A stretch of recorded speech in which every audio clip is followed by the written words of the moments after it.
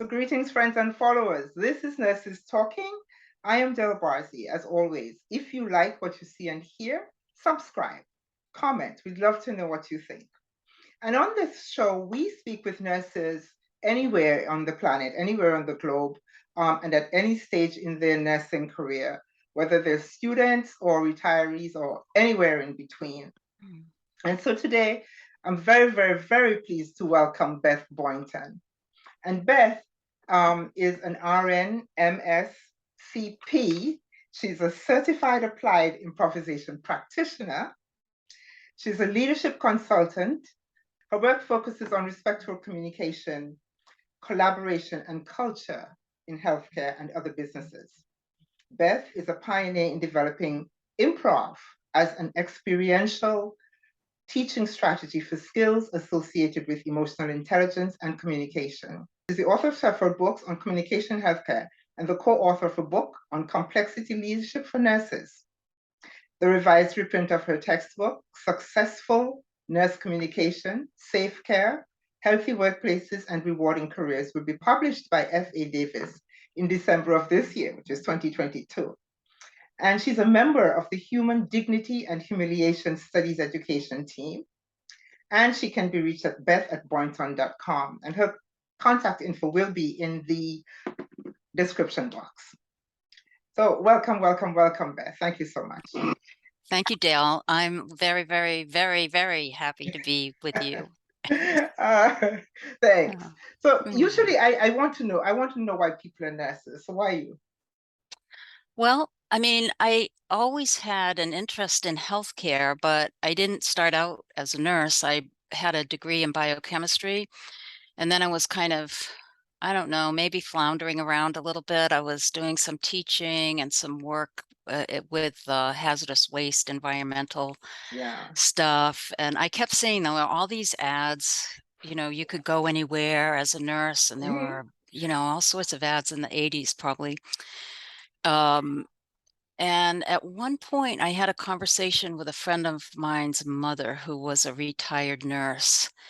And I think I sort of had maybe a little bit of dismissive attitude about nurses. Yeah. I didn't really necessarily see them as being valued in the work. But after talking with her and being a little bit at loose ends, I thought, well, I'm going to apply and see what happens. And I got in right away, and I was really quite astounded about how rigorous. I mean, I thought, oh, I've already got a BS in biochemistry. This is going to be easy.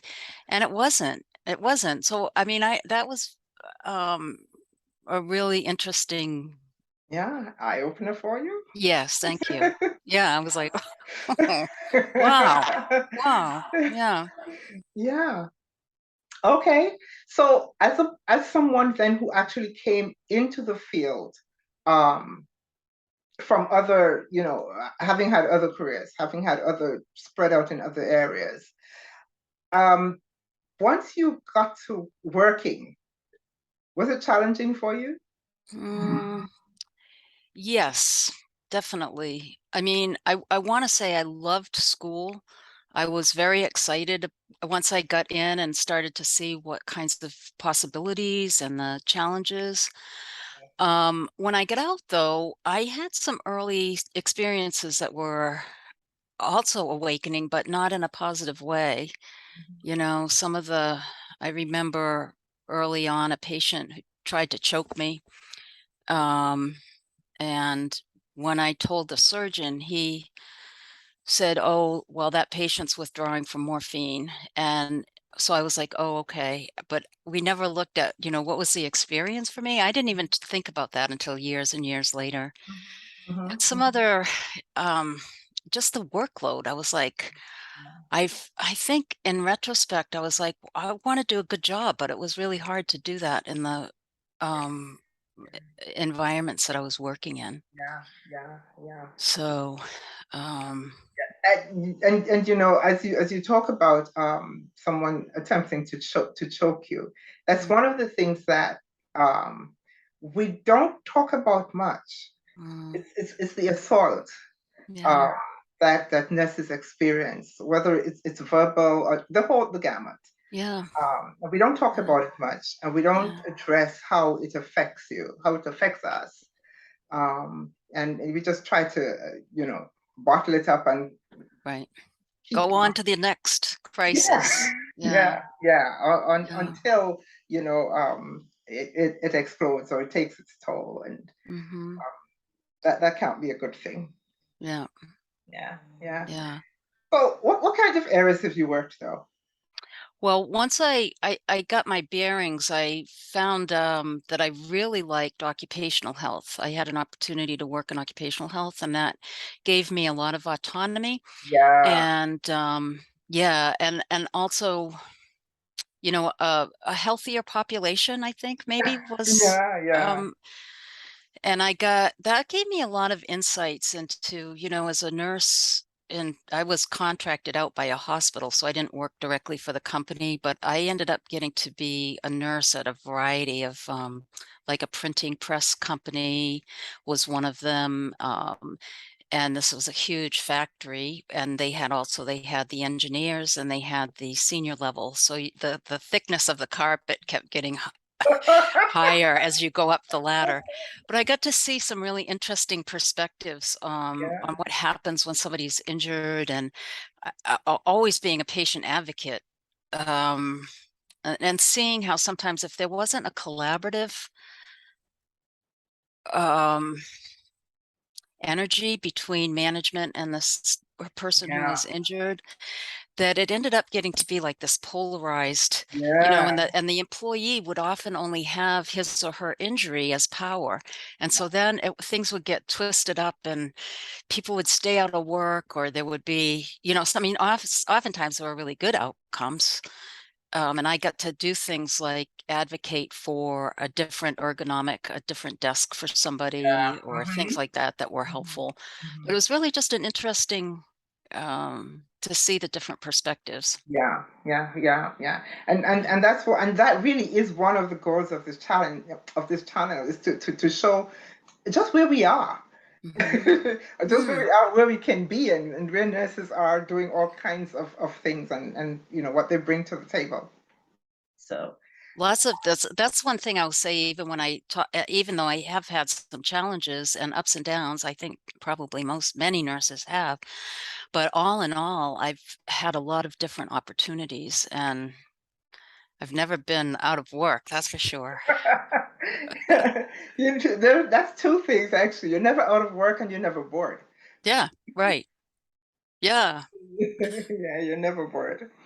No. So, with all of this, I'm asking people because we're having so much uh, dis dis ease within the profession right now, Mm-hmm. and maybe there always was, but it seems to be more Hmm. now. And so I think some things do have to change. And so I want Yeah. to know from nurses, what do we think needs to change about nursing, nursing life, nursing work life? What do you think needs to change? Well, I think that in terms of like a real root cause change type thing, I think that we need to look at where respect is. I think nurses need to have their own self-respect. We need to respect each other, for our limits, whatever they are, and the differences that we might have. And then we also need leadership to respect the complexity of the work, which ultimately means we have to have workloads and staffing that empower us to do a good job, at least as much as possible, the right way, so that we're not trying to find workarounds and, go home, driving home and thinking, oh, I won't swear, but I forgot But to I do got it. something. Yeah. And that doesn't give us a good night's sleep, or at least it didn't me, if that was happening, Yeah. or to get, so staffing is it's always been a problem. And I think you're right. I think COVID kind of pushed it from being in the red alert to the, like, it's on fire, you know, in Yeah. terms of gauging it. Yeah. Yeah. And we have gotten to the place. I remember as a younger nurse, I just worked. I mean, I did what needed to be done, and Mhm. you try to do a good job, and you try to go home feeling that you did what needed to be done. Mm. Now, nurses are attempting to do that, and at the same time, attempting the protection of their license is always at the forefront. And so now you're practicing, I call it defensive nursing, you Oh, know, interesting. because it's the environment in which we Mhm. work has changed a lot. It's become so corporate. And Yeah, that's we didn't come out of school with a corporate mindset. yeah, And now yeah, expected to function in a corporate atmosphere. And somehow I think we're floundering. yeah. Uh, I agree with you, and I think I don't think it because I think that what that means is that the financial concerns are the priority, yeah, and that doesn't feel no. right. Yeah, I know, and we all understand that it's somehow healthcare has to be paid for. We get Yep, that, yep, but somehow the financial concerns seem to be so far ahead of what the actual health yep. concern is. I agree. It needs to Mm. be affordable, and we need to respect that. Yeah, We need to be, getting along and working as efficiently as possible as yeah, a team. But yeah. that doesn't mean that we don't have a chance to go to the bathroom. Right, exactly. Exactly, Um, as someone pointed out to me very recently, is that we accept things for ourselves that we would never accept for our Mhm. patients. You know, Yeah. we told patients, "You haven't been to the bathroom? How come? For a whole 8 hours? Really? Oh, We would yeah. never accept that, and yet we accept it for ourselves." That's a really good example. Yeah, Yeah. And that's what I think part of, in a way, our own culpability of the problem is that we tolerate yes, inappropriate being treated, which I always go back and use the word respect. That is, we don't have enough time to go to the bathroom. There's an element of we're not respecting ourselves and we're not being respected. And sometimes it's combination and it's very complex, but yeah, yeah, yeah. And I'm glad you said that, because that is one of the things that I believe contributes to all this burnout. Yes, all the staffing and the lack of respect and the overload of patients and stuff like that absolutely is part of it. But also, we have contributed to it by not paying attention to ourselves. mhm. Self-care has been, we keep putting ourselves further and further and further back. And so that's one of the things I ask people, what does self-care mean to you? What does it mean to you? Absolutely, it's vital. And I know that it's different for me at my age and my career and where my work is. But I think that we have to put ourselves in the equation and not to be constantly giving up our needs and wants. It's just not healthy. It's just not healthy. It's just not healthy. And we have to stop um, guilting our colleagues into coming in and doing that extra shift. We Right. do we do do that, but we shouldn't do it. Oh, I The agree. no I should just agree. definitely be no. I can't. I just finished writing a draft of a blog post that might come out in the ANA Innovators blog. And I talk about this example. 'Cause for me, when I mean, at first, like back when I first started nursing, that kind of stuff I would tolerate that. Yeah, But when I was getting some counseling because I was getting divorced and a single parent, some challenging time in my life. And started to realize, oh, I'm a really good advocate for patients. I'm not a really good advocate for really. myself. Mm-hmm. And this will get to your point about guilt because I think it's very important. So as I was, learning how to identify what my needs and wants were and how to value them, and then also how to express them in a respectful way, I found like I can't do that.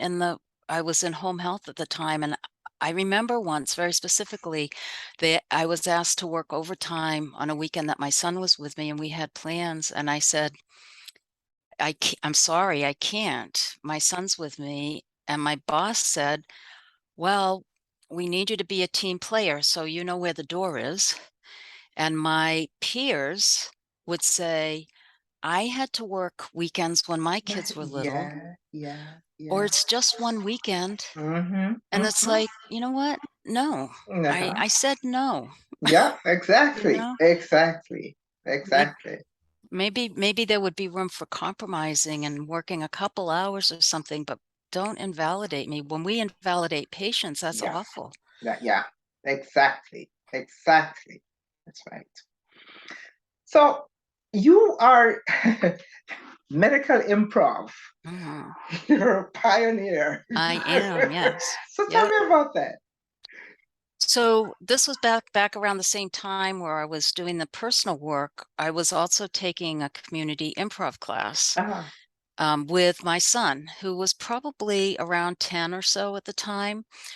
And he was very vibrant in theater, but kind of a shy kid in other places. And he would just come alive with theater. So we took this class together, and I started to see that, wow, all the things that I'm learning in counseling, I could actually practice in improv classes, Mm-hmm. and it was a lot more fun than the personal work.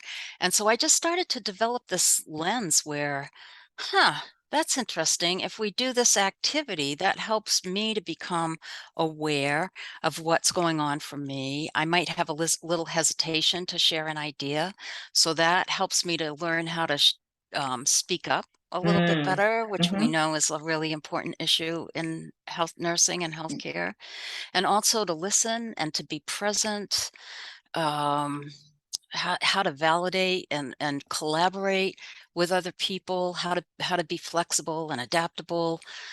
So I just kept taking those classes, and meanwhile, I was having these unpleasant experiences in my nursing career. So I said, I'm out of here. I'm going to go to graduate school, and was getting a master's in organization and management, and studying things like um, emotional intelligence and Yeah. leadership and Mm-hmm. Mm-hmm.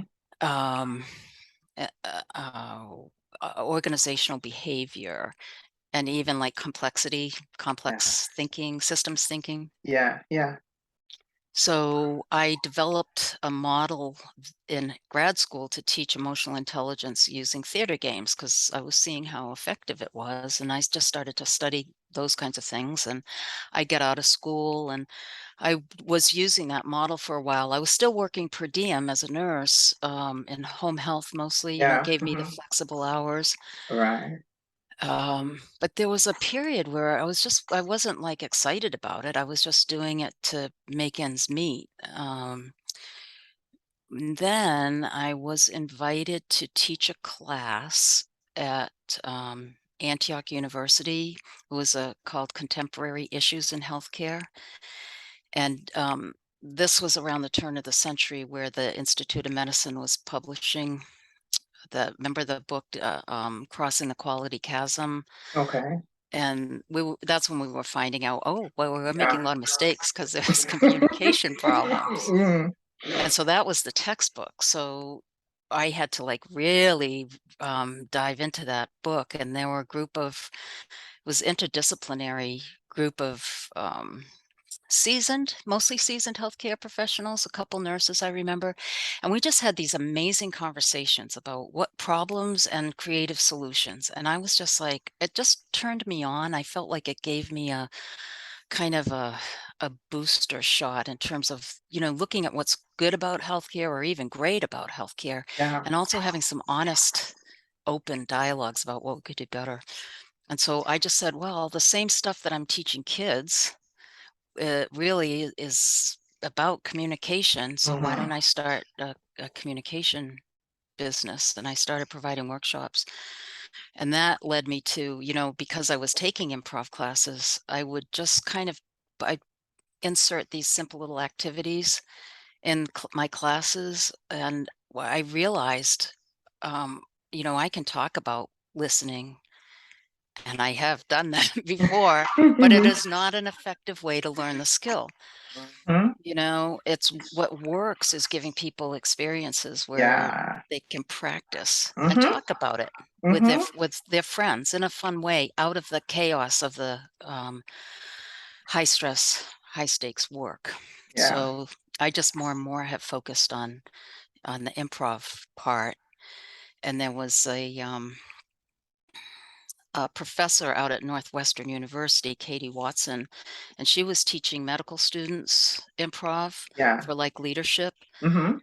And then this physician, Belinda Fu, learned of Katie's work, wrote to her, and they started this train the trainer thing. And I went to the first one with a nurse colleague. She was like, "You should go to this. You should go to this." I was like, but I went, and You went anyway. I did, and it was really a great experience. And so I haven't looked back. I actually did um,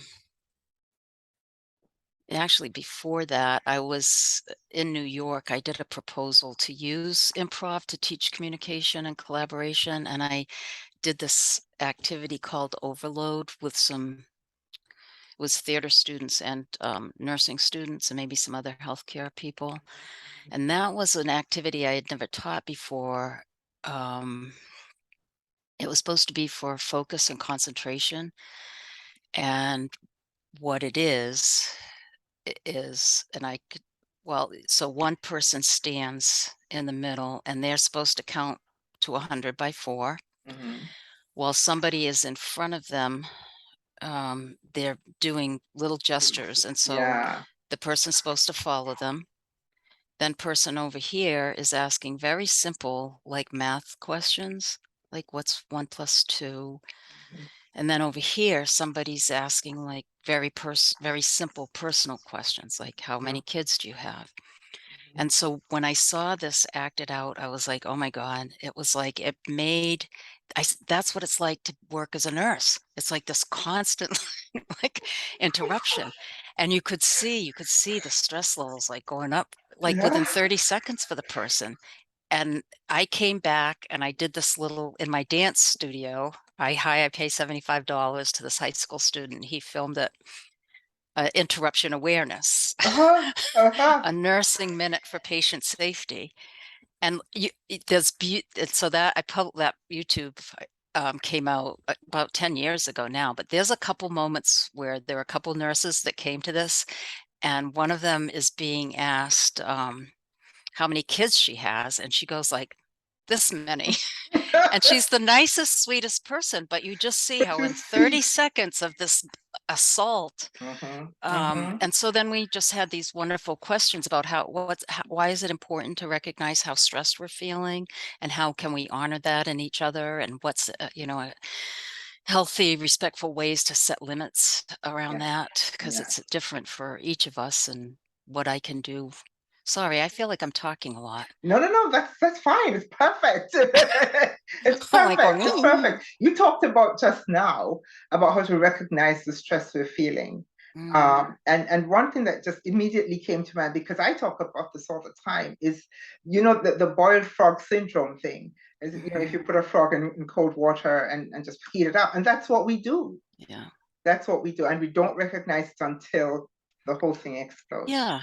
And we're slowly, I mean, our bodies, we're physically experiencing that constant, pervasive, Yeah, persistent level of stress. yeah, And it can yeah, be, I mean, sometimes stress can be good. It can, get us to the front line and get our yeah, focus. But if yeah. we're constantly at it, Right, right. Yeah, yeah, yeah. We don't even recognize how to come down anymore. no, Yeah, no.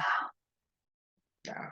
So, Do you have any other thoughts? Like, I wonder if sometimes if there are It's like sometimes I think that we have secondary. I'm being very general. I should right. speak for myself. There were times when I had secondary gains from feeling like I'm going to be the one to fix this problem. I'm going to be the one to rescue this and help this person.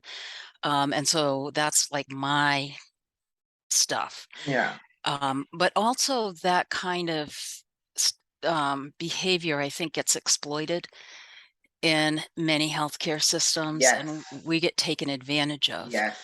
Yeah. Yes. Yes. And not only just you're taking advantage of, yes. And very often it's presented as something you should be proud of. Right. The advantage that, you know, Right. and you know, oh my, we really do have to stop that, because Yeah. And it can work, when you're maybe for a little while at first and you're enthusiastic, but yeah, it just is not it's sustainable. not exactly, it's not sustainable. That's exactly the word. It's not Yeah. sustainable at all. And then of course, we work in we live in different lanes. So you know, you go to work, and this is where you are all the time, and then you come home, and you have to somehow adjust to that Yeah. different expectation. Yeah. Yeah. Yeah, it's like we're so cranked up maybe. I remember being like in a waiting line at a grocery store, and I could just feel like I was so impatient. Why isn't that woman writing out her check before we get to the, it's like, Beth, like chill out a little bit. Yeah. Yeah, Yeah. I know. Oh, anyway, um I I have been asking people. I want to see what we see in each other. I'm collecting these words, Beth. Okay. I ask people, if you had to describe the most essential quality of a nurse in just one word, what would that word be?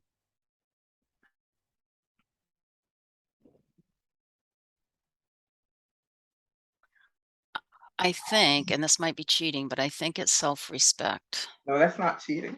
Okay. It's hyphen. We're gonna go with a hyphen. Yeah. Um, yeah, Yeah. because that's gonna help us be healthy, but if we respect ourselves, I think that's a doorway into respecting each other and our patients and families and anybody else, really. Yeah. Yeah. Yeah. And you know, I am actually glad that you said that, because sometimes I think we don't even know what it means. Mm, Self-respect. Um, the as we said just a while ago, the tolerance for what is disrespectful. You know, we build up this tolerance, and don't even realize when we are allowing other people to be disrespectful to us, and that in itself is disrespectful to ourselves. it is. Yeah. But having said all that, now, what is your vision for nursing and nurses going forward? What would you like to see? I would like to see um, nurses find their own self-care path, that whatever works for them. Yeah. I'd like to see a bunch of nurses take improv or learn about how improv can help as one possibility. Um, because I think as nurses get healthier, we have this amazing potential. We're the biggest workforce in healthcare by far. And if we can get healthy, then our work in teams will be healthier, and we can also model healthy behaviors, whether they're Behavior. healthy health behaviors or just healthy communication behaviors or personal behaviors. We interface with all of diversity, so Yeah. the capacity, the potential for us to be modeling um, healthy living and is just, I think, vast. And I don't know we know healthcare is under a lot of stress right now in terms of, you see hospitals merging and nurses on strike and um, I don't know for sure what the best answer to those Yeah. situations are. Yeah.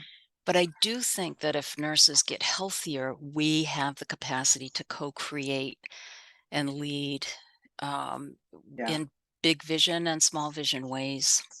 So, Absolutely. Absolutely. And what you just said is encompassed. There is a group called Healthy Nurse, Healthy Nation. oh, cool. Yeah. I'm going to Um, write that down. yeah.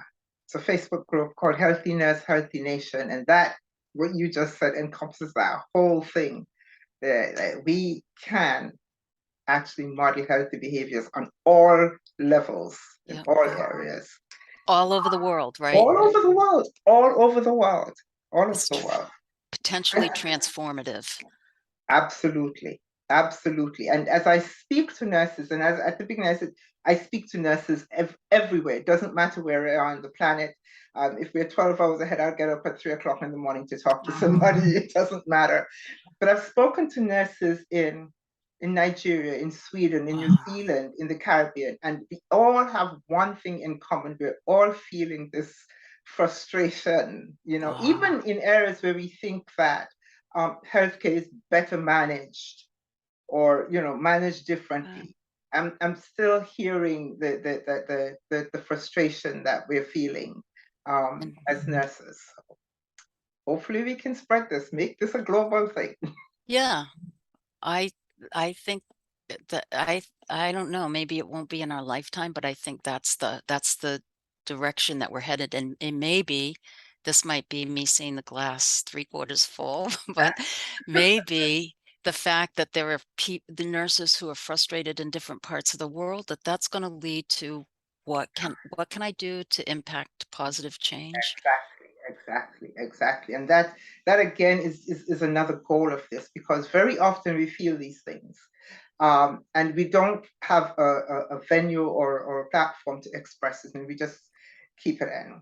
And if we can see that there are other people feeling the same thing, having the same frustrations, perhaps it'll embolden each of us one at a time to at least talk about it, or make even a tiny step to doing something about it. So I hope so. I think so. Beth, thank you. Yes. Thank you so very, very much for this. I so appreciate it. It's such an enlightening conversation. Thank you. And fascinating. Well, it was a pleasure. Our conversation was very invigorating. Thank you, Beth. Thank you.